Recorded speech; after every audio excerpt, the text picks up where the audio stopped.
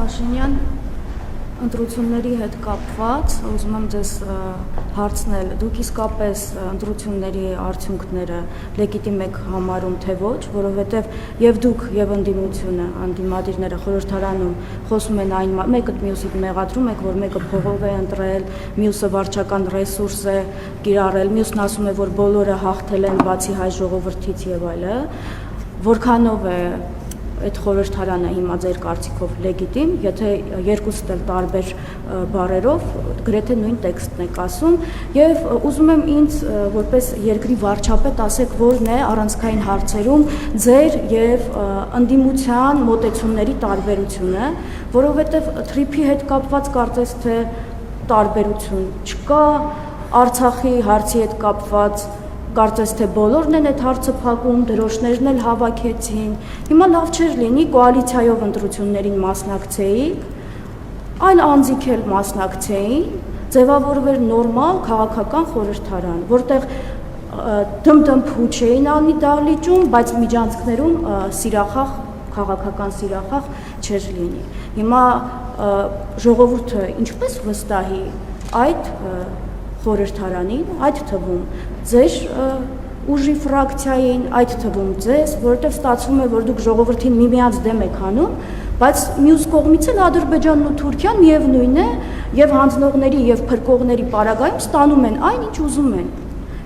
Ինչու քաղաքական դաշտը, ինչու քաղաքական համակարգը այդպես էլ չի փոխվում։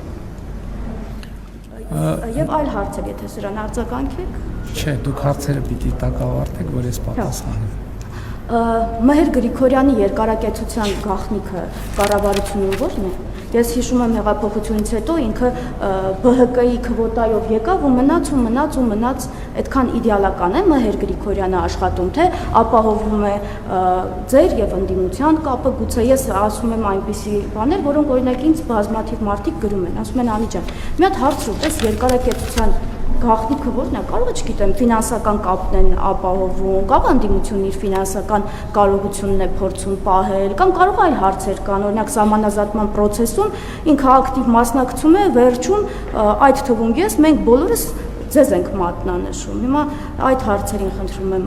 պատասխանեք եւ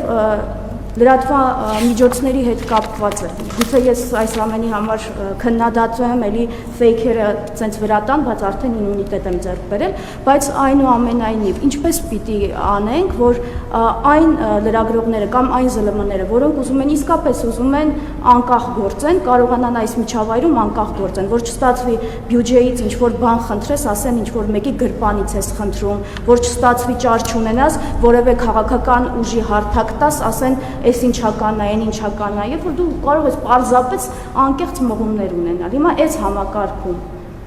ինչպես պետք է գոյատևեն այն ԶԼՄ-ները, որոնք նոր են ստեղծվել եւ ուզում են այս համակարգում գոյատևեն, ու չեն ուզում ոչ ձեզ գովան, ոչ էլ ընդդիմությանը գովան։ Ավարտեցիք հարցերը ձեր։ Վերջին հարցին իմիջիալոց ձեր հարցերի մի մասին ես նախորդիվ պատասխանել եմ, ենթադրում եմ հունիսի 7-ից այս կողմ առաջի անգամ եք ասուլիսի գալիս։ Զգացվում է, որ հետև են հարցերին, որոնց պատասխանել են, նորից հնչեցնում եք, չեմ զլանա, նորից կպատասխանեմ։ Լրատվամիջոցների հետ կապված ես ասել եմ արդեն, որ մենք 2027 թվականի հունվարի 1-ից համընդհանուր հայտարարագրման համակարգում կիրականացնենք փոփոխություն,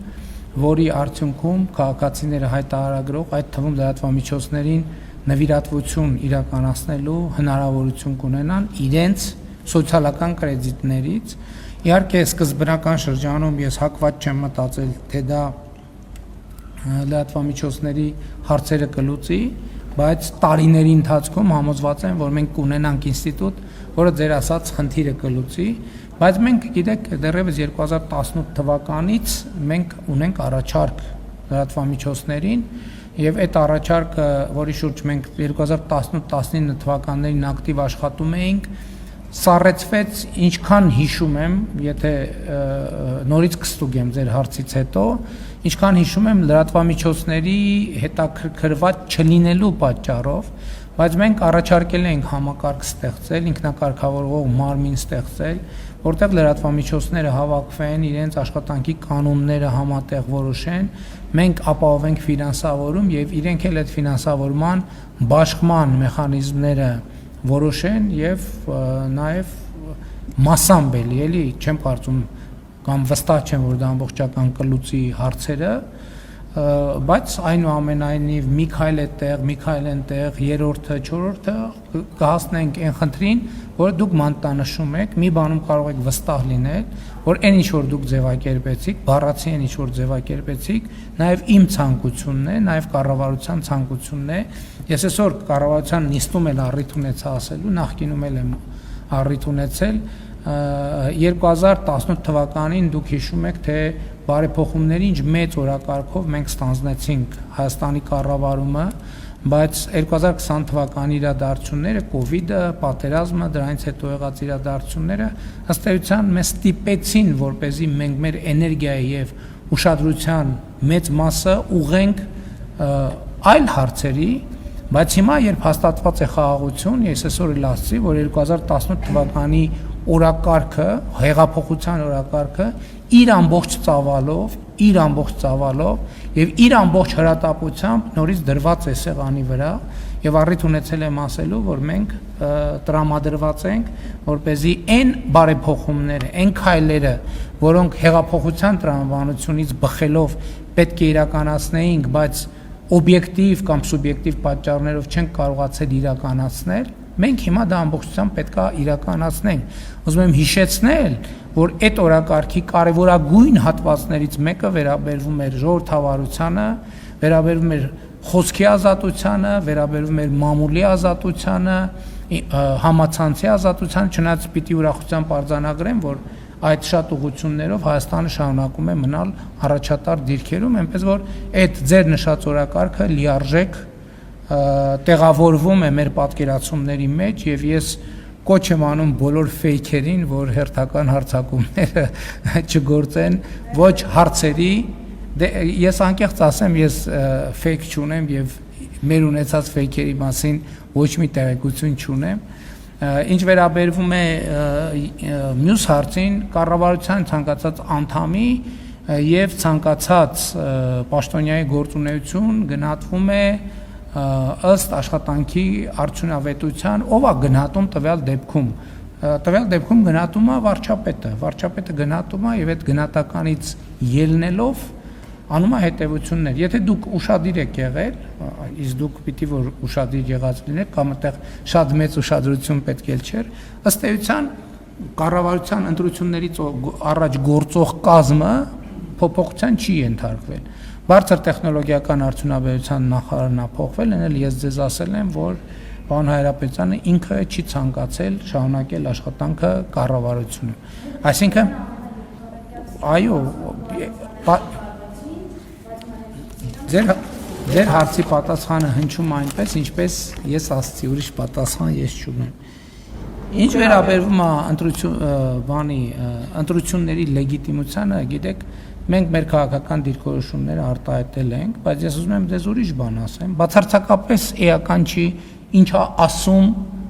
ընդդիմությունը եւ նույնիսկ ինչ է ասում իշխանությունը։ Էական է, թե ինչ է ասում ժողովուրդը, որովհետեւ իշխանության աղբյուրը,